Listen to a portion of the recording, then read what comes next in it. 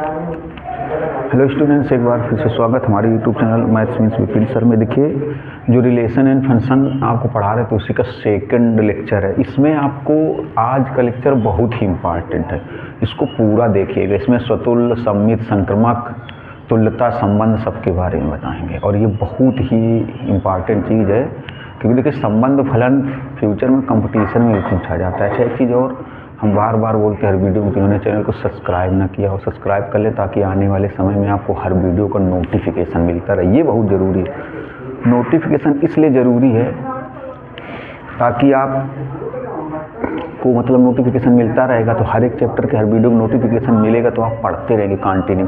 और देखिए, आप किसी भी चैप्टर के अगर वीडियो पढ़ना चाहते हैं तो यूट्यूब चैनल प्ले लिस्ट में जाकर पढ़ सकते हैं। शेयर करिए ताकि ज़्यादा से ज़्यादा लोग पढ़ें, कमेंट्स करिए तो हमें भी पता चले कैसा लग रहा है। तो सब्सक्राइब तो ज़रूर ही कर लीजिए। देखिए, द्विआधारी संबंध आपको बताने वाले, तो द्विआधारी संबंध के बारे में थोड़ा सा गौर से देखिएगा। मान लीजिए, बोल दें, चलो लिख देते हैं, यदि ए कोई अरिक्त समुच्चय है, यदि ए कोई अरिक्त का मतलब हो गया जो रिक्त ना हो, खाली ना हो। यदि ए कोई अरिक्त समुच्चय है,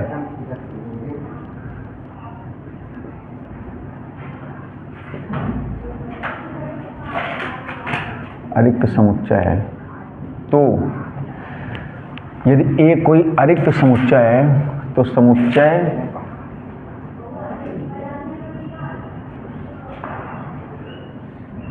समुच्चय ए से ए पर परिभाषित, ए से ए पर। देखिए, हमने आपको बताया था कि ए से संबंध कैसे बनता है, या तो ए से बी पर बनेगा या तो ए से ए पर बनेगा। यदि ए कोई अरिक्त समुच्चय है तो समुच्चय ए से ए पर, ए से ए पर परिभाषित संबंध आर, ए से ए पर परिभाषित संबंध आर,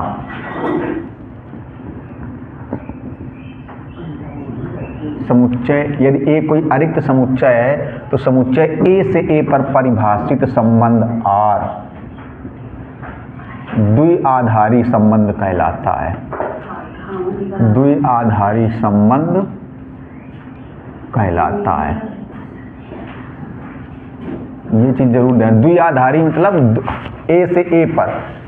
यदि ए कोई अरिक्त समुच्चय, अरिक्त मतलब खाली नहीं होना चाहिए, रिक्त नहीं होना चाहिए, तो समुच्चय ए से ए पर परिभाषित संबंध आर, तो समुच्चय ए से ए पर परिभाषित संबंध आर द्विआधारी संबंध कहलाता है। तो समुच्चय ए से ए पर, तो ए से ए पर परिभाषित संबंध आर द्विआधारी संबंध कहलाता है। अच्छा, एक नोट चीज देखिए, नोट पॉइंट देखिए। यदि x y से संबंधित है, यदि x y से किसी संबंध द्वारा संबंधित है, किसी संबंध द्वारा संबंधित है, किसी संबंध द्वारा संबंधित है, यदि x y से किसी संबंध द्वारा संबंधित है तो इसे x r y या फिर x comma y belong r लिखा जाता है। ये चीज़ हमेशा ध्यान रखिएगा, लिखा जाता है। ये कैसे लिखा जाता है ये समझना है। मतलब कोई अवयव x है, y से किसी संबंध द्वारा संबंधित है। किसी संबंध में कोई भी संबंध हो सकता है, गणित का भी हो सकता है या ब्लड रिलेशन भी हो सकता है। ब्लड रिलेशन मतलब जैसे रिश्तेदारी वाले जो कोई भी संबंध हो सकते हैं, ब्लड रिलेशन भी हो सकता है, या मैथमेटिक्स का कोई मैथमेटिक्स में बहुत सारे संबंध होते हैं, भी बताते हैं। तो यदि x y से किसी संबंध द्वारा संबंधित है तो इसे x r y या x comma y belong r लिखा जाता है। और पढ़ते हैं, देखिए, और इसको पढ़ते क्या है ये भी समझ लीजिए। और पढ़ते हैं कि x is related to y, x is related to y, ये पढ़ा जाता है। क्या पढ़ा जाता है? x is related to y। अब देखिए, द्विआधारी संबंध के जो प्रकार हैं, द्विआधारी संबंध के प्रकार, द्विआधारी संबंध के प्रकार, द्विआधारी संबंध के प्रकार में पहला है स्वतुल्य संबंध। स्वतुल्य संबंध, स्वतुल्य संबंध को इंग्लिश बोलते हैं reflexive relation, reflexive relation, reflexive relation, reflexive relation बोलते हैं। दूसरा होता है सम्मित संबंध, सम्मित संबंध, इसको बोलते हैं सिमेट्रिक, सिमेट्रिक रिलेशन। तीसरा होता है संक्रमक संबंध, संक्रमक संबंध, इसको बोलते हैं ट्रांजिटिव रिलेशन, ट्रांजिटिव रिलेशन। अब इन तीनों के बारे में, ये तो बहुत ही जरूरी चीज़ है इंटर के लिए। देखिए द्विआधारी संबंध क्या होता है, यदि ए कोई अरिक्त समुच्चय मतलब खाली नहीं है तो फिर ए से ए पर परिभाषित कोई संबंध आर द्विआधारी संबंध कहलाता है। अच्छा, इसको लिखने का तरीका समझा दिया गया। द्विआधारी संबंध के प्रकार स्वतुल्य, सम्मित और संक्रमक। अब इन तीनों के बारे में बता रहे थे, इसके पहले बताएं, आप इसका स्क्रीनशॉट ले लीजिए, फिर तीनों के बारे में बताते हैं जल्दी से। देखिए रिफ्लेक्सिव रिलेशन, स्वतुल्य संबंध क्या होता है। यदि कोई संबंध आर, यदि कोई संबंध आर समुच्चय ए से ए पर, देखिए लिखें कैसे समुच्चय, ये बहुत ही जरूरी चीज़ है, जितना पढ़ रहे हो वेरी मोस्ट इम्पॉर्टेंट। समुच्चय ए से ए पर इस प्रकार परिभाषित हो,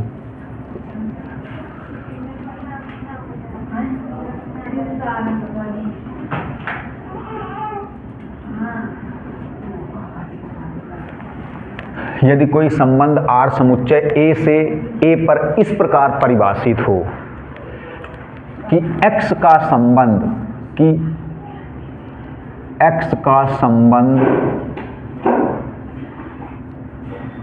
x का संबंध स्वयं x से ही हो, स्वयं x से ही हो। यदि कोई संबंध आर समुच्चय ए से ए पर इस प्रकार परिभाषित हो कि x का संबंध स्वयं x से ही हो तो इसे स्वतुल्य संबंध कहते हैं। x का संबंध स्वयं x से ही हो तो इसे स्वतुल्य संबंध कहते हैं। देखिए आगे लिख सकते हैं, तो इसे स्वतुल्य संबंध कहते हैं। प्रतीकात्मक रूप में x का संबंध प्रतीकात्मक रूप में इसे x रिलेटेड x लिखा जाता है। x रिलेटेड x, x का या फिर इसे ऐसे लिखते हैं x कामा x बिलोंग r, x कामा x बिलोंग r लिखा जाता है। प्रतीकात्मक रूप में इसे x रिलेटेड x मतलब x का संबंध स्वयं x से हो, या x कामा x किस में बिलोंग करे, r में, मतलब x का संबंध स्वयं x से ही होना चाहिए। तो देखिए जैसे गणित में बहुत सारे संबंध होते हैं, आपको बताते हैं। मैथमेटिक्स में जैसे हो गया लंब संबंध, समांतर हो गया, विभाज्य हो गया, गुणनखंड हो गया, बराबर हो गया, से छोटा हो गया,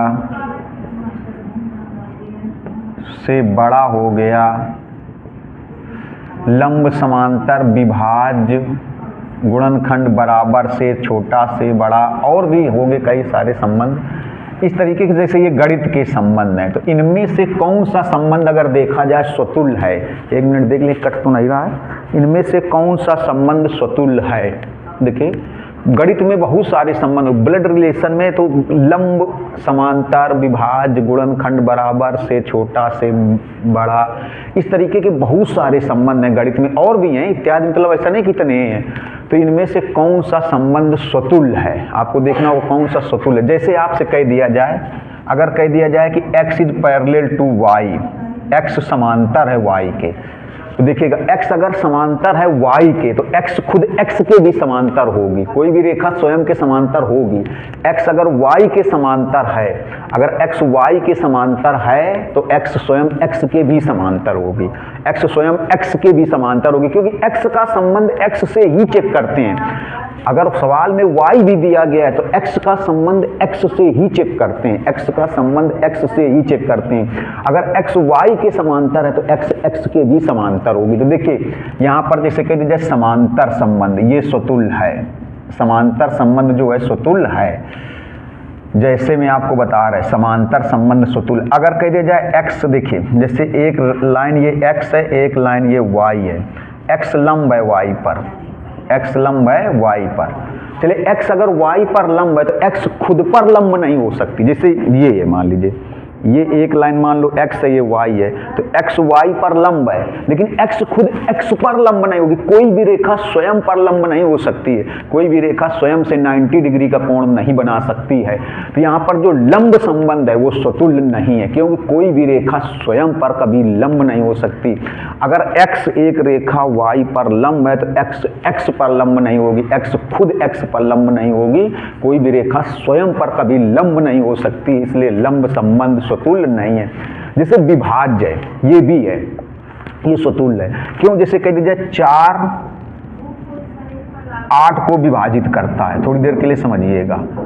4 अगर कह दिया जाए 8 को विभाजित करता है, 4 जो है वो 8 को विभाजित करता है, तो 4 खुद 4 को भी विभाजित करता है, क्योंकि यहाँ पर क्या होता है x का संबंध स्वयं x से चेक किया जाता है। सवाल में लिखा होगा कि x 4 8 को विभाजित करता है। अब आपसे पूछा जाएगा कि स्वतुल्य है कि नहीं है, तो आप x का x से बनाकर देखिए, मतलब जहाँ पर y है, जैसे इसको x समझिए, इसको y समझिए, तो y की जगह x रख के देखिए, और अगर आपको लगे कि सत्य है, कथन सही है, तो समझ जाइए स्वतुल्य है, अदरवाइज स्वतुल्य नहीं है। अब देखिए जैसे 4 8 को विभाजित करता है, तो ये x है, ये y है, तो y की जगह भी आप x रख के देखिए, y की जगह भी आप x रख के देखिए। अगर आपको लगे कि नहीं कथन सत्य आ रहा है तो आप समझ जाइए स्वतुल्य संबंध है, अन्यथा स्वतुल्य नहीं है। तो 4 8 को विभाजित करता है, तो 4 4 को भी विभाजित करता है, 4 4 को विभाजित करे। अगर 4 8 को विभाजित करता है तो 4 खुद 4 को भी, स्वयं को भी विभाजित करेगा, बिल्कुल 100% करेगा। अगर कह दिया जाए 3 है, 9 को विभाजित करता है, तो 3 स्वयं 3 को भी विभाजित करेगा, बिल्कुल 100% करेगा। तो जो विभाज्य वाला संबंध है ये भी स्वतुल्य है, जो विभाज्य वाला संबंध है ये भी स्वतुल्य है। विभाज्य वाला संबंध भी कैसा हो गया? स्वतुल्य हो गया। गुणनखंड, अगर कह दीजिए 4 जो है वो 8 का गुणनखंड है, तो कोई भी संख्या स्वयं का गुणनखंड 100% होती। 5 कह दिया जाए 25 का गुणनखंड है, तो 5 स्वयं 5 का गुणनखंड है, बिल्कुल 100% होगा। कोई भी संख्या स्वयं का गुणनखंड होती है। तो यहाँ पर जैसे कह दिया जाए गुणनखंड, गुणनखंड ये भी देखिए स्वतुल्य संबंध हुआ। बराबर, अगर कह दिया जाए कोई भी संख्या स्वयं के बराबर तो होती ही है, कोई भी संख्या x खुद x के बराबर होगा ही, तो x खुद x के बराबर होगा, x खुद x के बराबर। इसके अलावा भी और संबंध होते हैं, से छोटा। अगर कह दिया जाए 4 8 से छोटा है, अगर कह दिया जाए 4 8 से छोटा है, अब बताइए ये स्वतुल्य है कि नहीं? क्यों? क्योंकि इसमें ये x है, ये y है। जहां स्वतुल्य संबंध को कैसे चेक करते हैं? y की जगह भी x रख के देखते हैं, अगर कथन सही आ जाए, y की जगह भी x रख के देखते हैं, अगर कथन सही आ जाए तो संबंध स्वतुल्य होता है, अन्यथा स्वतुल्य नहीं होता। जैसे कहते हैं 4 8 से छोटा है, ठीक, तो 4 8 से छोटा है, तो 4 4 से छोटा है। अब 8 की जगह भी 4 रख के देखेंगे, क्या बताए? y की जगह भी x रख के देखते हैं, अगर कथन सही आ जाए तो स्वतुल्य होता है, अन्यथा स्वतुल्य नहीं होता। y की जगह भी x रख के देखते हैं, अगर कथन सही आ जाए तो स्वतुल्य होता है, अन्यथा स्वतुल्य नहीं होता। अब 4 8 से छोटा है, तो क्या 4 4 से छोटा है? 4 4 से छोटा है। कोई भी संख्या स्वयं से कभी छोटी नहीं होती है, कोई भी संख्या स्वयं से कभी छोटी नहीं। से कह दिया जाए 3 है 5 से छोटा है, तो अब क्या ये कह सकते हो कि 3 3 से छोटा है? नहीं भाई, कोई भी संख्या स्वयं के बराबर होती, छोटी नहीं होती। तो से छोटा है स्वतुल्य संबंध नहीं है, से बड़ा भी स्वतुल्य संबंध नहीं। जैसे कह दीजिए 5 3 से बड़ा है, तो 5 3 से बड़ा है, तो अब कह दीजिए 5 5 से बड़ा है। 5 अगर कह दीजिए 5 3 से बड़ा है, ऐसे बोल दिया गया। अब आपसे कह दिया जाए बताइए स्वतुल्य है कि नहीं है, तो आप कैसे चेक करेंगे? तो हमने क्या बताया, स्वतुल्य चेक करने के लिए जो y वाला अवयव होता है उसकी जगह भी आप x रख के देखिए, जो y वाला अवयव होता है उसकी जगह भी आप x रख के देखिए। अगर आपको लगे कि कथन सही हो रहा है तो फिर आप समझ जाइए स्वतुल्य है, अन्यथा स्वतुल्य नहीं। जैसे कह दीजिए 5 3 से बड़ा है, चलो तो y वाला अवयव कौन है? 3 है, इसकी जगह भी x रख के देखिए, अब कह दिया जाए 5 5 से बड़ा है, इसकी जगह भी 5 रख के देखिए तो 5 3 से बड़ा है, तो बात सही है। अब इसको स्वतुल्य चेक करना है कि स्वतुल्य है कि नहीं, तो आप यहाँ पर भी 5 रख के देखिए, 5 5 से बड़ा है, कभी नहीं। कोई भी संख्या ना तो स्वयं से छोटी होती है, ना कोई संख्या स्वयं से बड़ी होती है। तो ये देखिए, तो ये इसका मतलब से बड़ा, ये भी संबंध स्वतुल्य नहीं है, तो ये इत्यादि हो गया। इत्यादि का मतलब आगे और भी हो सकते हैं, ब्लड रिलेशन में भी, जिसे कह दिया जाए मोहन सोहन का पिता, ब्लड रिलेशन में चेक कर सकते हैं, मोहन सोहन का पिता है। अब कह दिया जाए ये बताइए कि स्वतुल्य संबंध है कि नहीं, तो मोहन सोहन का पिता है। अभी आपको क्या बताया कि इसको कैसे चेक करते हैं, जो वाई वाला अवयव होता है उसकी जगह भी एक्स लिखते हैं, जो वाई वाला अवयव होता है उसकी जगह मोहन सोहन का पिता है। तो यहाँ भी मोहन, तो मोहन मोहन का पिता है, कोई भी आदमी स्वयं का पिता नहीं हो सकता, कोई भी आदमी स्वयं का पिता नहीं हो सकता। जैसे ये एक्स है, ये क्या बताइए यहाँ पर एक्स है और ये क्या है वाई है, और हमने स्वतुल्य चेक करने का क्या तरीका बताया, हमने कहा अगर आपको स्वतुल्य चेक करना है तो जो वाई वाला अवयव है उसकी जगह भी आप एक्स लिखिए, जो वाई वाला अवयव है उसकी जगह भी आप एक्स लिखिए, फिर देखिए क्या कथन सही हो रहा है। अगर कथन सही हो रहा है तो स्वतुल्य है, अन्यथा स्वतुल्य नहीं है। जो वाई वाला अवयव उसकी जगह भी एक्स लिखिए, जैसे यहाँ पर मोहन सोहन का पिता है, अब यहाँ भी आप मोहन लिखिए, तो मोहन मोहन का पिता है, तो कोई आदमी स्वयं का पिता नहीं हो सकता। तो ब्लड रिलेशन में कोई भी संबंध, ब्लड रिलेशन में कोई भी संबंध स्वतुल्य संबंध, जैसे कहते हैं राम सीता का पति है, तो राम राम का पति है, सही नहीं हो सकता, कोई भी आदमी स्वयं का पति नहीं हो सकता है, कोई भी आदमी स्वयं का पति। कह दिया जाए यहाँ पर अगर कहते मोहन सोहन का भाई है, तो मोहन मोहन का भाई है, कोई भी आदमी स्वयं का भाई नहीं हो सकता। तो ब्लड रिलेशन में कोई भी संबंध स्वतुल्य नहीं है। तो ये तो हो गई स्वतुल्य संबंध की बात, इतने का आप स्क्रीनशॉट ले लीजिए। फिर बताते हैं सम्मित संबंध। देखिए सम्मित संबंध, सिमेट्रिक रिलेशन, सम्मित संबंध, यदि कोई संबंध आर समुच्चय ए से ए पर इस प्रकार परिभाषित है कि जो संबंध x का y से है, जो संबंध x का y से है, यदि वही संबंध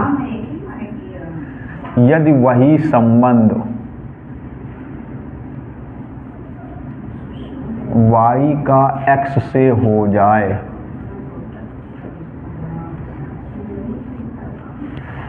यदि कोई संबंध आर समुच्चय ए से ए पर इस प्रकार परिभाषित हो कि जो संबंध x का y से है, यदि वही संबंध y का x से हो जाए, तो इसे सम्मित संबंध कहते हैं। उसमें देखिए क्या था स्वतुल्य में, x का संबंध स्वयं x से हो जाए, उसमें क्या था कि x का संबंध स्वयं x से हो जाए तो स्वतुल्य हो जाता है। सम्मित में क्या है, जो संबंध x का y से है, यदि वही संबंध y का x से हो जाए, जो संबंध x का y से है, अगर वही सेम संबंध, जो संबंध x का y से है, यदि वही संबंध y का x से हो जाए, तो इसे सम्मित संबंध कहते हैं। प्रतीकात्मक रूप में इसको ऐसे लिखते हैं, लिख दोगे प्रतीकात्मक रूप में इसे ऐसे लिखते हैं, x related y, x related y मतलब x का संबंध y से है, it is implies that y related है। इसको क्या पढ़ते हैं, इट इज इम्प्लाइज दैट, क्या पढ़ा जाता है इसको, इट इज, आपने फर्स्ट ईयर में समुच्चय में पढ़ा होगा, इम्प्लाइज दैट, मतलब इसको हिंदी में बोलते हैं इंगित करता है, दर्शाता है, इंगित करता है। क्या इंगित करता है कि x का संबंध जो y से है वही y का संबंध x से है। या फिर इसे ऐसे भी लिखा जाता है, या फिर इसे ऐसे भी लिखा जाता है, x comma y belong r, it is implies that y comma x belong r। x comma y belong r, x comma y belong r, it is implies that y comma x belong r। चाहे ये लिखा जाए चाहे ये लिखा जाए, same चीज़ है। जो संबंध x का y से है वही संबंध y का x से हो जाए, जो और ये x y किसके अवयव होंगे ऐसे कह सकते हैं यहाँ पर, ये x y समुच्चय a के ये अवयव होंगे, क्योंकि आपने लिखा है x a से a पर, जहाँ x comma y belong r। या ऐसे भी कह सकते हैं for every x comma y belong, sorry r नहीं, a, ऐसे भी कह सकते हो x comma y belong a। For every मतलब x y के प्रत्येक मान के लिए, इसको बताया था फॉर ऑल या फॉर एवरी बोलते हैं। फॉर ऑल या फॉर एवरी बोलते हैं, मतलब एक्स वाई के प्रत्येक मान के लिए, मतलब एक्स वाई का प्रत्येक मान किससे लिया गया होगा, समुच्चय ए से लिया गया होगा। एक्स वाई का प्रत्येक मान समुच्चय ए से लिया गया होगा। जो संबंध एक्स का वाई से है वही संबंध वाई का अगर एक्स से हो जाए तो इसे बोलते हैं सममित संबंध। स्वतुल्य संबंध में क्या होता है, एक्स का संबंध एक्स से ही चेक करते थे। एक्स का संबंध अगर एक्स से हो जाए, एक्स का संबंध अगर एक्स से बनाने पर कथन सही आ जाए तो स्वतुल्य होता था। और इसमें क्या होता है, जो संबंध एक्स का वाई से है वही संबंध वाई का किससे आ जाए, वही सेम संबंध, जो संबंध एक्स का वाई से वही संबंध वाई का अगर एक्स से आ जाए तो इसको बोलते हैं सममित संबंध। जैसे यहाँ पर एग्जाम्पल चेक करते हैं, देखिए जैसे लंब संबंध, ये सममित है, समांतर भी सममित है। क्यों, चेक कर लेते हैं। अगर कह दिया जाए, ऐसे कह दिया जाए कि ये कोई लाइन L है, ये कोई लाइन M है। अगर कह दिया जाए कि L वाली जो लाइन है वो M पर लंब है, अगर L वाली लाइन, ये आप ऐसे ही कह दो, ये X है मान लो, ये Y, ऐसे ही समझ लो, तो X वाली जो लाइन है वो Y पर लंब है। X वाली लाइन, x वाली रेखा y पर लंब है, तो x का संबंध जो y से है वही y का किससे होना चाहिए, x से। तो x वाली रेखा y पर लंब है, तो उल्टा करो तो y वाली भी x पर क्या होगी, लंब ही होगी। क्योंकि आपको बताया गया जो संबंध x का y से है वही संबंध y का x से होना चाहिए। जो संबंध x का y से है वही y का x से होना चाहिए। तो यहाँ पर x का संबंध y से किस प्रकार का है कि x जो है वो y पर लंब है, तो उल्टा भी तो कह सकते हैं, अगर x y पर लंब है तो उल्टा भी कह सकते हैं कि y भी x पर लंब होगी। अगर x जो है वो y पर लंब है तो y भी किस पर, x पर लंब ही होगी, सेम वही संबंध होगा।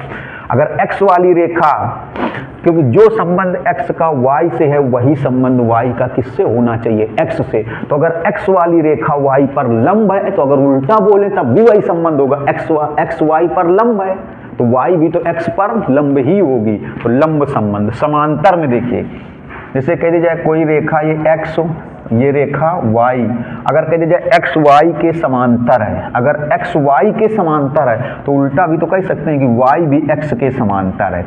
अगर x वाली रेखा y के समांतर है तो y वाली रेखा भी तो x के समांतर ही होगी। x वाली रेखा अगर y के समांतर है, क्योंकि जो संबंध x का y से है अगर वही संबंध y का x से हो जाए, जो संबंध x का y से है वही संबंध y का x से हो जाए तो सममित संबंध होता है। तो अगर x y के समांतर है तो y भी तो x के समांतर ही होगी। तो इस x अगर y के समांतर है तो y भी x के क्या होगी, समांतर। तो समांतर वाला संबंध, विभाज्य वाला संबंध सममित नहीं है। क्यों, चेक कर लेते हैं। जैसे यहाँ पर कह दिया जाए, देखिए विभाज्य वाला संबंध गुणनखंड वाला ये सममित नहीं है। जैसे कह दिया जाए 4 8 को विभाजित करता है। अब आप कह दिया जाए चेक करिए क्या ये सममित है, तो नहीं है। 4 8 को विभाजित करता है तो जो संबंध x का किससे है, y से है, वही y का x से होना चाहिए। तो यहाँ पर x कौन है, 4, और y कौन है, 8। तो यहाँ पर संबंध किस प्रकार से कि 4 8 को विभाजित करता है। अब इसको, ये तो x का संबंध किससे हुआ, y से। अब y का x से बनाओ तो 4 8 को विभाजित करता है, उल्टा बनाओ तो क्या 8 भी 4 को विभाजित करेगा, नहीं करेगा, हर समय नहीं करेगा। 4 किसको विभाजित करता है, 8 को। ये क्या है, ये है x का संबंध y से। अब इसका उल्टा, तो 8 भी 4 को विभाजित करेगा, नहीं करेगा। जैसे 3 है 9 को विभाजित करता है, तो x का संबंध, 3 का संबंध किससे हो गया, 9 से। किस प्रकार का संबंध हुआ कि 3 9 को विभाजित करता है, विभाजिता का संबंध हुआ, विभाजिता का संबंध हुआ कि 3 9 को विभाजित करता है। अब उल्टा करिए तो 9 3 को विभाजित करेगा, 9 भी 3 को विभाजित करता है, नहीं, दशमलव में जाएगा, 9 3 को विभाजित नहीं करेगा। तो जो विभाज्यता का संबंध है वो सममित नहीं, गुणनखंड वाला भी नहीं। अगर यहाँ पर करें 4 8 का गुणनखंड है तो 8 भी 4 का गुणनखंड होगा क्या, क्योंकि जो संबंध x का y से है वही संबंध y का किससे होना चाहिए, x से होना चाहिए। 4 8 का गुणनखंड है तो क्या 8 भी 4 का गुणनखंड है, नहीं है। कह दीजिए 5 जो है 25 का गुणनखंड है, तो सही है। अब उल्टा करिए, 5 यहाँ पर x हुआ, 25 क्या हुआ, y हुआ जा करके। तो 5 जो है वो 25 का गुणनखंड है, उल्टा करिए तो 25 5 का गुणनखंड है, सही नहीं है, तो सममित नहीं है। बराबर वाला है, 4 4 के बराबर है तो उल्टा करोगे तब भी वही आएगा। बराबर वाला संबंध, यहाँ पर बराबर वाला जो संबंध है वो सम्मित है, बराबर वाला संबंध सम्मित है। से छोटा ये भी सम्मित नहीं। अगर कह दिया जाए 5 9 से छोटा है, देखिए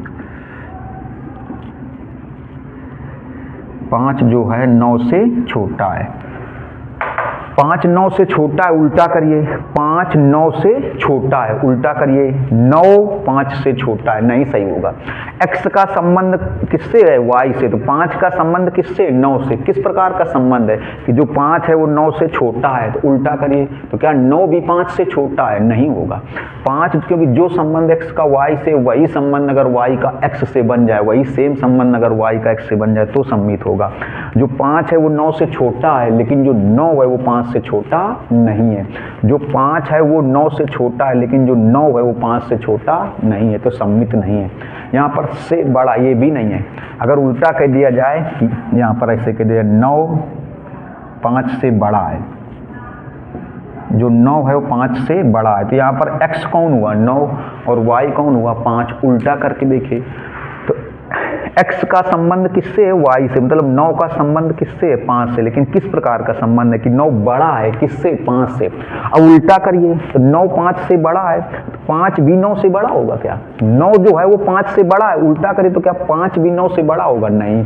तो ये संबंध सम्मित नहीं है। तो ये सम्मित के बारे में, ब्लड रिलेशन में सम्मित हो सकता है। भाई भाई का जो संबंध है, भाई भाई का जो संबंध है ब्लड रिलेशन में, वो सम्मित है। बहन बहन का जो संबंध है वो भी सम्मित है। अदर कोई संबंध जो है वो सम्मित नहीं है। ये ब्लड रिलेशन, जैसे कह दिया जाए, यहाँ पर कह दिया गया मोहन जो है वो सोहन का भाई है, मोहन जो है सोहन का भाई है। तो यहाँ पर ये x हुआ, ये क्या हुआ? y। तो जो संबंध x का y से है, वही संबंध y का x से होना चाहिए। मोहन जो है वो सोहन का भाई है, तो उल्टा कर दीजिए, तो सोहन भी क्या होगा? मोहन का भाई ही होगा। तो ये संबंध ब्लड रिलेशन में संबंध सम्मित है, ब्लड रिलेशन में ये संबंध सम्मित है। क्योंकि अगर x y का भाई है तो उल्टा करेंगे तो y भी x का क्या होगा? भाई ही होगा। ये मोहन सोहन का भाई है, तो उल्टा कर दें तो सोहन भी मोहन का भाई होगा। तो ब्लड रिलेशन में ये संबंध सम्मित है। ये बहन बहन वाला अगर x y की बहन है तो y भी x की बहन ही होगी। तो ब्लड रिलेशन में संबंध कैसा सम्मित है? तो ब्लड रिलेशन में बहुत सारे संबंध सम्मित, मतलब यही 2 संबंध ऐसे सम्मित हैं, लेकिन अदर संबंध हो सकते हैं सम्मित ना हो। तो ये तो सम्मित की बात हो गई, इसका स्क्रीनशॉट ले लीजिए। देखिए संक्रमक संबंध, यदि कोई संबंध आर समुच्चय ए से इस प्रकार परिभाषित है, जो संबंध x का y से है, जो संबंध x का y से है, वही संबंध, जो संबंध x का y से है, वही संबंध y का z से है।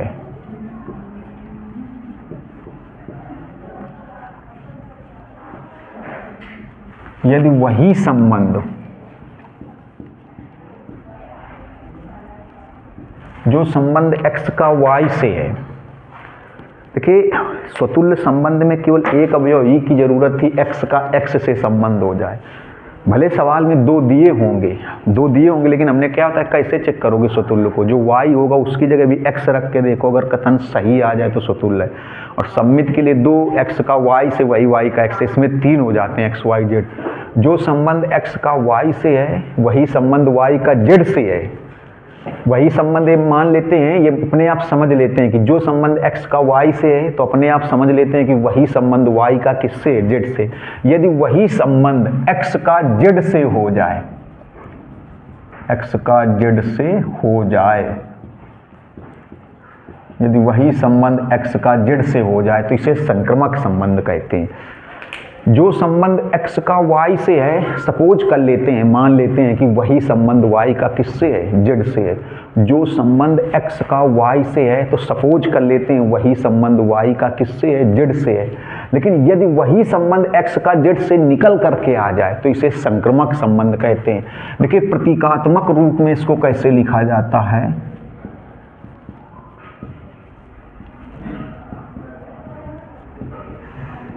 प्रतीकात्मक रूप में इसे ऐसे लिखते हैं, जो संबंध x का y से है तथा जो संबंध x का y से है वही संबंध y का z से है।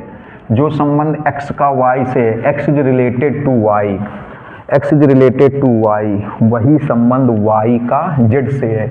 इट इज इम्प्लाइज दैट अगर वही संबंध x का z से हो जाए, जो संबंध x का y से है वही संबंध y का z से है, अगर वही संबंध x का z से हो जाए तो इसे संक्रमक संबंध कहते हैं। या फिर इसे ऐसे भी लिख सकते हैं, ऐसे भी लिख सकते हैं, x comma y belong R और x कामा y R में बिलोंग करते हैं, और ये समझ लेते हैं कि y कामा z भी किस में बिलोंग करता है, R में।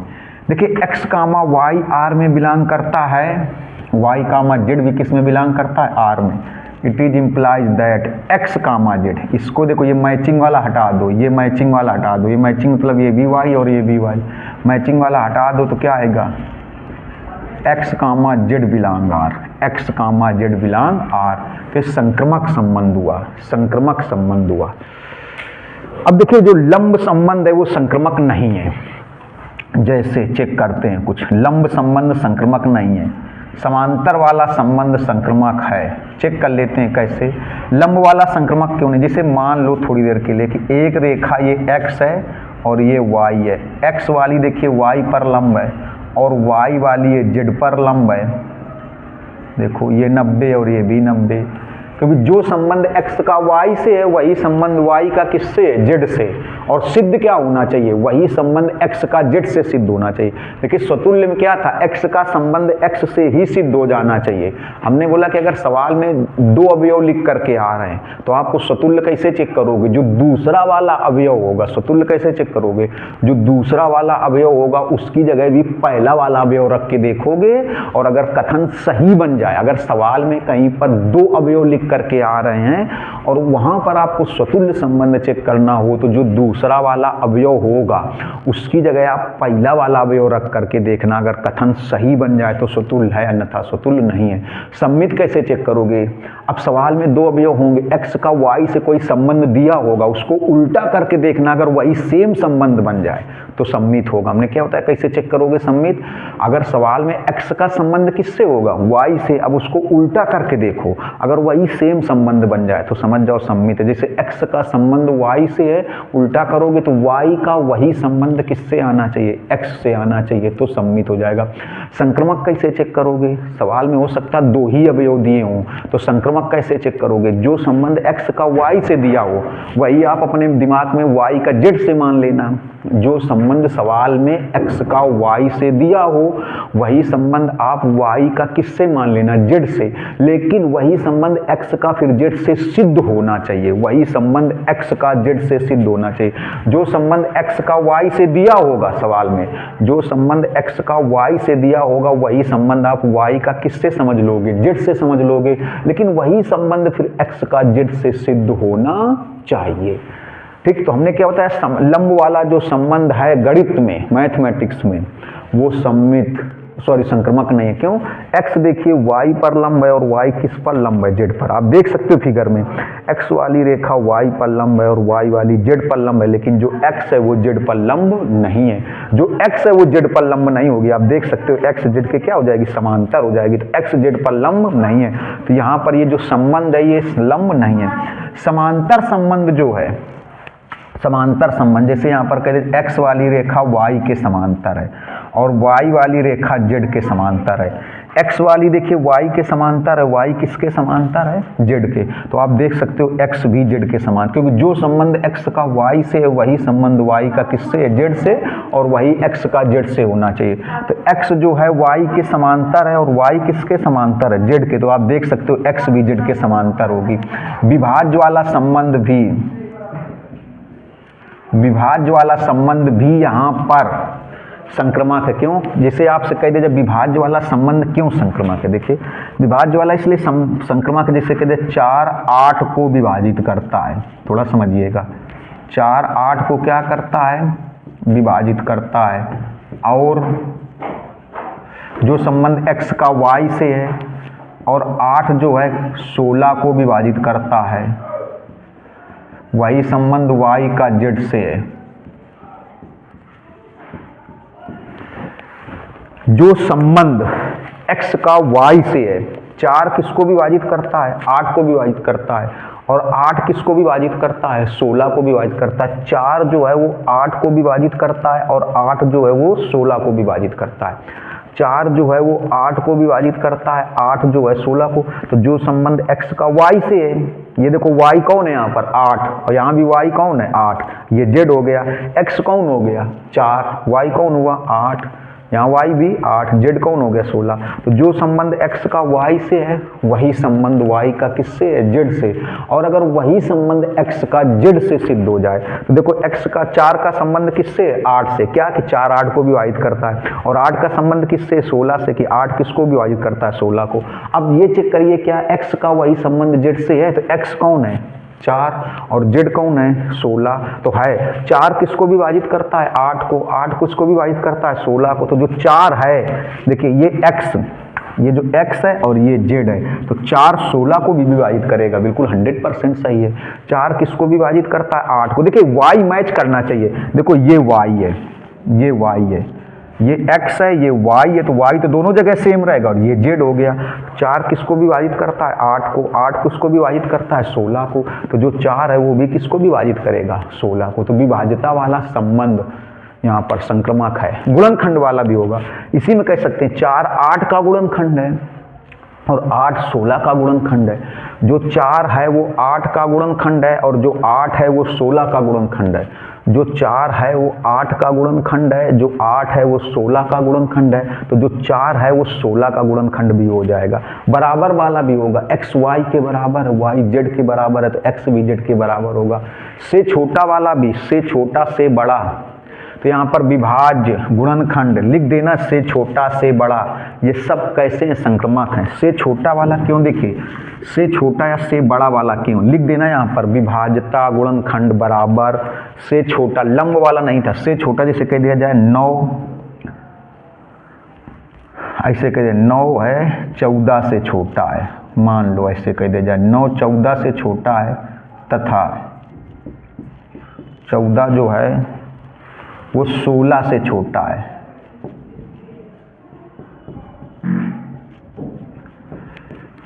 नौ जो है वो 14 से छोटा है, सही है। x का संबंध किससे, देखो y मैच करना चाहिए, y यहाँ पर कौन है 14 है, देखो y, क्योंकि जो संबंध x का y से है वही y का किससे होना चाहिए, z से, तो वही x का z से सिद्ध हो जाना चाहिए, वही संबंध x का z से सिद्ध हो जाना चाहिए। जो संबंध x का y से है वही संबंध y का z से है, और वही संबंध x का z से सिद्ध हो जाना चाहिए, और वही संबंध x का z से क्या हो जाना चाहिए, सिद्ध हो जाना चाहिए।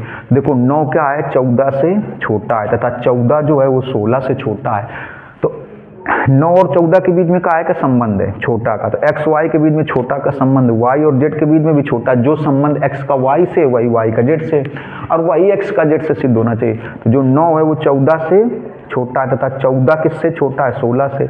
9 14 से छोटा है, 14 किससे छोटा है, 16 से। देखिए तो 9 भी है वो 16 से छोटा है। जो x का संबंध y से है, y का वही संबंध z से है, वही संबंध x का z से होना चाहिए। तो देखो 9 14 से छोटा है, 14 16 से छोटा है, तो जो 9 है वो 16 से भी छोटा है। तो x का संबंध वही z से भी होगा, 9 भी 16 से छोटा ही होगा। x का जो y से है, y का वही z से है, वही x का z से होना चाहिए। तो x y के बीच में छोटे का संबंध है, y z के बीच में भी छोटे का संबंध है, तो x और z के बीच में भी छोटे का ही संबंध है, क्योंकि 9 जो है वो 16 से क्या है, छोटा है। तो यहाँ पर अब देखिए, तो ये तो हो गया जा करके कौन सा संबंध हुआ, संक्रमक। ब्लड रिलेशन में भी होता है, जैसे भाई भाई का, जैसे अगर कह दिया जाए x y का भाई है तथा y z का भाई, मान लो x y z ये कोई व्यक्ति हैं, x y z कोई ये व्यक्ति हैं, x y का भाई है तथा y z का भाई है। x जो है y का भाई है, x y का भाई, x y z ये पृथ्वी पर निवास करने वाले कोई व्यक्ति हैं, एक्स वाई का भाई है और वाई किसका भाई है, जेड का, तो एक्स भी तो जेड का भाई ही होगा। देखिए एक्स वाई का भाई है और वाई जेड का भाई है, एक्स वाई भाई भाई, वाई जेड भाई भाई, तो एक्स और जेड भी क्या होंगे, भाई भाई होंगे। बहन बहन वाला भी रिलेशन अगर इसी तरीके से देखा जाए संक्रामक होगा। अब देखिए होता क्या है, इसका स्क्रीनशॉट ले लीजिए थोड़ा सा। अब एक चीज़ बताते हैं, तुल्यता संबंध, ये बहुत पूछा जाता है। तो तुल्यता संबंध के बारे में अगर आपको ऐसे ओरल बता दें, यदि कोई संबंध ऐसा हो, समुच्चय ए से ए पर इस प्रकार परिभाषित हो, यदि कोई संबंध आर समुच्चय ए से ए पर इस प्रकार परिभाषित हो, समुच्चय ए से ए पर इस प्रकार परिभाषित हो कि उसमें तीनों संबंध आ जाएं, एक ही सवाल में अगर तीनों संबंध सिद्ध हो जाएं, तीनों कौन कौन से, स्वतुल्य, सम्मित और संक्रामक। अगर कोई एक सवाल ऐसा मिले कि उसमें तीनों संबंध सिद्ध हो जाएं, स्वतुल्य, सम्मित और संक्रामक, तो तुल्यता संबंध बन जाता है। इक्विवेलेंस रिलेशन इसको इंग्लिश में बोलते हैं, ये पूछा बहुत जाता है।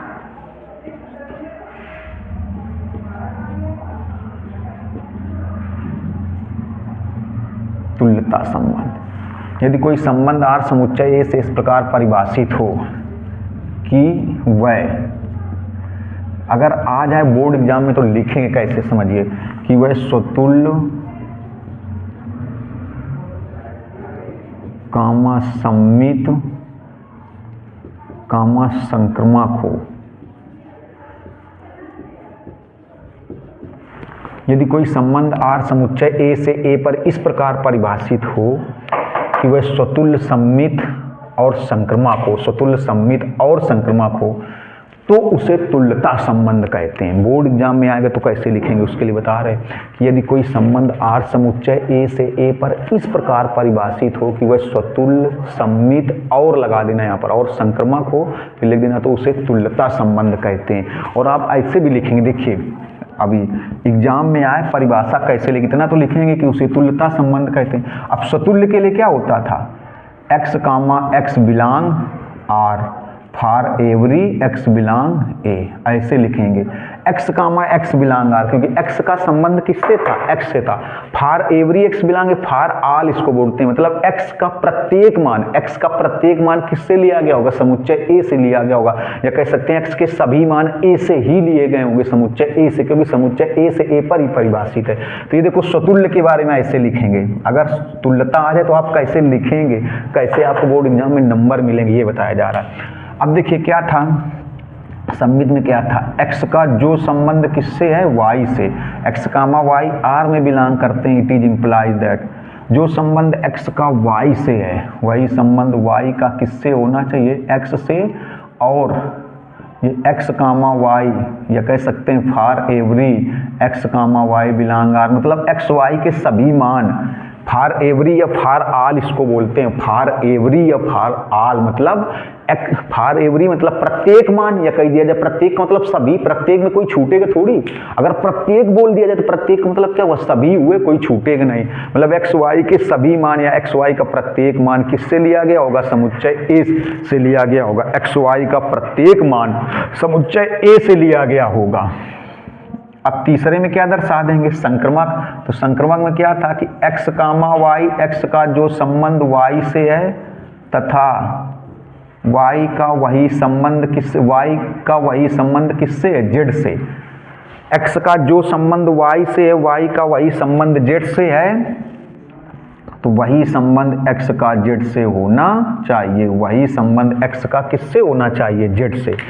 जो संबंध x का y से है वही संबंध y का z से है, वही संबंध x का z से होना चाहिए।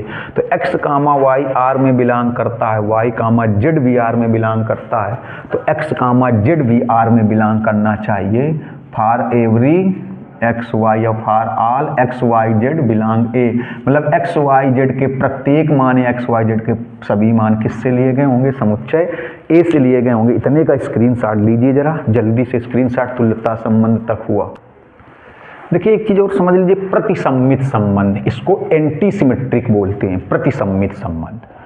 बस इसके बाद संबंध समाप्त हो जाएगा, क्वेश्चन बताएंगे, सवाल शुरू करेंगे, पहले एक्सरसाइज से शुरू करेंगे बालाजी की, और कुछ इंपॉर्टेंट एग्जाम्पल भी बताएंगे।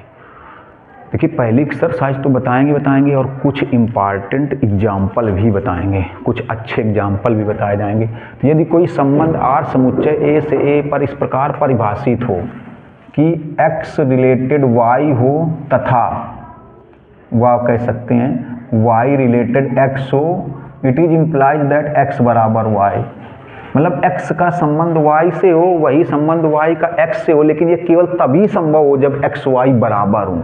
ये केवल तभी संभव हो या x y बराबर हो, या कैसे कह सकते हैं x का संबंध y से लें और वही y का संबंध x से लेने पर x बराबर y सिद्ध हो जाए। x बराबर क्या सिद्ध हो जाए? y। जो संबंध x का y से है वही संबंध y का x से ले लें तो x बराबर अगर y सिद्ध हो जाए तो समझ जाना प्रतिसम्मित संबंध है। कैसे? फिर समझो, x का संबंध जो y से है वही संबंध y का किससे ले लें? x से ले लें तो x बराबर y अगर सिद्ध हो जाए, x बराबर y सिद्ध हो जाए तो समझ जाना प्रतिसम्मित संबंध है। जो संबंध x का किससे है? y से, वही संबंध y का किससे ले लें? x से। जो संबंध x का y से है वही संबंध y का x से ले लें। जो संबंध x का y से है वही संबंध y का x से ले लें तो x बराबर y सिद्ध हो जाए तो प्रतिसम्मित संबंध होगा। जैसे यहाँ पर जो सबसेट वाला संबंध है, सबसेट वाला, ये प्रतिसम्मित है। क्यों? अगर आपने कहीं पर कह दिया, फर्स्ट ईयर में पढ़ा होगा कि a सबसेट b है, x का संबंध y से है तथा ऐसे कह दें b सबसेट a है, तो इन दोनों समीकरणों से a बराबर b हो जाता है। इन दोनों समीकरणों से a बराबर b क्यों हो जाता है? a सबसेट b का मतलब क्या हुआ? a के सारे अवयव किस में है? b में। और b सबसेट a का मतलब b के सारे अवयव a में है, तो a और b आपस में बराबर है तो होंगे। क्यों? फिर से सुनो हमने क्या बोला, a के सारे अवयव b में है, मतलब a में जितने अवयव हैं वो सब b में है, और b वाले भी सारे अवयव a में है, तो इसका मतलब a और b आपस में बराबर होंगे। चाहे लिख के देख लेना आप, a वाले सारे अवयव किस में कर लेना? b में, मतलब जितने भी a के अवयव हैं सब b में हो, और जितने भी b के अवयव हैं वो सब a में हो, तो a और b आपस में बराबर ही आ जाएगा। a के जितने भी अवयव, समुच्चय a के जितने भी अवयव हैं वो सब b में हो, सब के सब b में हो, लिख के देख लेना आप चाहे, और b वाले सारे अवयव a में हो, a वाले सारे अवयव b में हो और b वाले सारे अवयव a में हो, तो आप देख लेना a और b बराबर आ जाएंगे। तो अगले वीडियो से आपको एक्सरसाइज के क्वेश्चन और एग्जाम्पल के इंपॉर्टेंट क्वेश्चन कराएंगे। अब अगर आपको लगा हो कि आपके लिए मेहनत की जा रही तो आप चैनल को पहले तुरंत सब्सक्राइब कर दीजिए, शेयर करिए, कमेंट्स करिए, ताकि आने वाले समय में सब्सक्राइब इसलिए करिए कि हर वीडियो को नोटिफिकेशन मिलता रहे। मिलते हैं नेक्स्ट वीडियो में। नमस्कार, धन्यवाद।